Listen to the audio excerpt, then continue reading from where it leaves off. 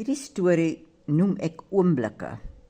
Nou, dis nie noodwendig 'n kronologiese vertelling nie, maar sekere oomblikke in 'n mens se lewe word so vasgevang in jou geheue, of jy sien iets en dan laat dink dit jou weer aan 'n oomblik.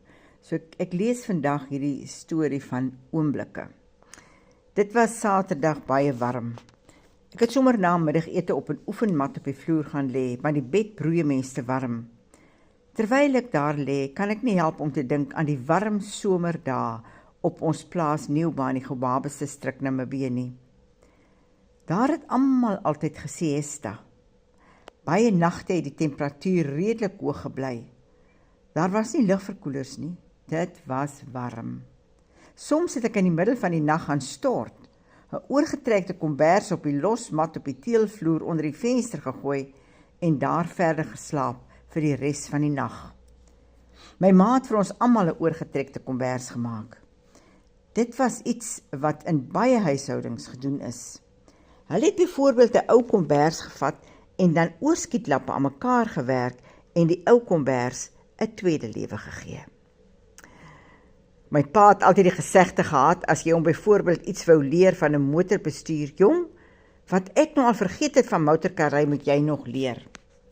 Wanneer ek vandag pannekoek bak, sien ek my pa in my geestesoog langs die kombuistafel terwyl ek pannekoek bak. Op 'n dag gee hy ook toe kommentaar oor hoe ek nou die pannekoek moet bak. My antwoord was: Pa, wat ek al vergeet het van pannekoek bak, moet pa nog leer. So het ons maar by ons ouers geleer. Nou wanneer ek met blomme werk, laat dit my altyd dink aan die 2 kere wat ek as dogtertjie blomrangskikkings by die skou moes doen in die kinderafdeling. Daai tyd was skoue groot gebeurtenis op elke dorp. Nou hoe ek by die blomrangskikking uitgekom het, weet ek nou nie. Maar ek onthou van die 2 kere wat ek die prys gekry het en die 1 keer nie.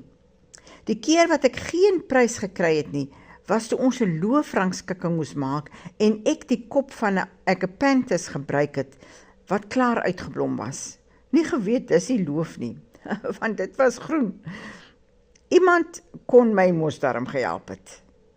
Ek kan glad nie iets van die ander rangskikkings onthou nie, net daai uitgeblomde agapanthus. Is dit nie baie keer in die lewe ook so nie? As daar iets verkeerd is, dan is dit al wat ons raak sien en vergeet van die mooi rondom. Nou een van die wenrangskikkings was in 'n klein mandjie of glaspotjie met sulke klein pink blommetjies wat 'n grondbedrekker is. En dan ook die druiwe wat amper soos 'n lopertjie gehad het, wat ek daarby gesit het. En dit was dan nou al loof. Ons moes ook op 'n keer 'n boek voorstel. Ek het die boek Gees van die Wingerd gevat en dit oop laat staan met 'n mandjie wat lê en 'n wit en pers druiwetros wat so uit die mandjie rol. Nou dit was eerste prys. Nou wonder ek net of die uitstalling nie dalk 'n glas wyn ook gekort het nie, want soms kan so 'n glas wyn of 2 baie gees aan 'n samekoms gee. Ek ry gister in die dorp en daar draai 'n motor voor my in met die registrasie CCC 555. Onmiddellik dink ek aan pa se Ford Cortina. Die registrasienommer was CAR 555. Ek het by pa geleer dat hy altyd eers die registrasienommer van 'n voertuig kyk en dan weet hy wie se voertuig dit is. Vandag is dit nog steeds my gewoonte. Ek ken die meeste van die tyd die mense aan hulle registrasienommers van hulle motors. Met daai Ford Cortina het ek en pa 1 Junie vakansie alleen Appington toe gery. Ons het toe ek 'n kind was, elke wintervakansie by my ma se familie op Appington gaan kuier. Maar na ma se dood was dit nie meer die geval nie.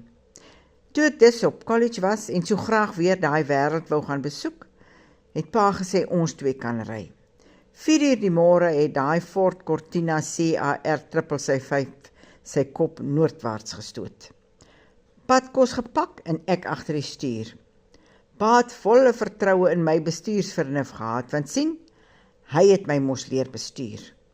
Hy het al die pad gesê, onthou, 'n kar ken nie sy eie baas nie. Nou toe dit begin lig word, het ons stil gehou, koffie gedrink en gebreakfast. Ag man, was dit nou lekker.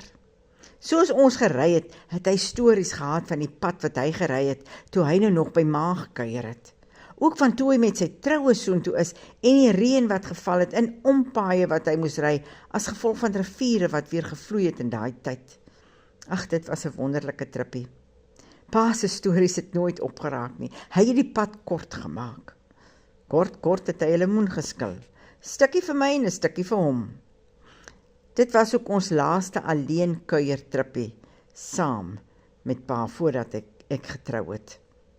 Ons buurman, oom Alwin Chokkie, soos ons hom genoem het daai Ford Cortina met nommerplate al gekoop, en vir jare daarna nog gery. Oomblikke in 'n mens se lewe kan soms diep spore trap. Dan wonder ek soms, watter oomblikke sal ons nageslag onthou? Dis tog belangrik om betekenisvolle oomblikke te skep.